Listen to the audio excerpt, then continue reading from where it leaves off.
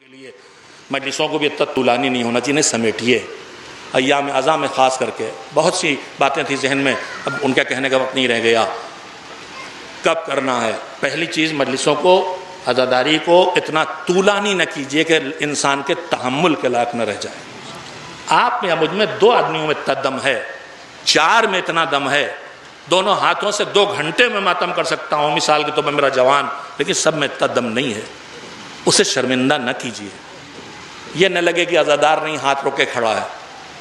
میں بہت وقت گزر گیا، میں خط یہ نہیں چھوڑے دیتا ہوں، شرم اپنے کسی عمل سے کسی اور، آپ کہیں شرمندہ کیوں کروں گا؟ سنیے، مزاج معصوم سمجھیے، گھنٹوں نوحے، گھنٹوں ماتم، لمبی لمبی مجلسیں، لمبے لمبے، یہ سب جو ہم کر رہے ہیں، جو اس سے محروم ہو رہے ہیں اس کے ذمہ دار، اور اگر وہ شرمندہ ہو رہے ہیں، لوگ کہہ رہے ہیں دیکھو ماتم سے بھاگ گئے، جلوس سے بھاگ گئے، تحمل کی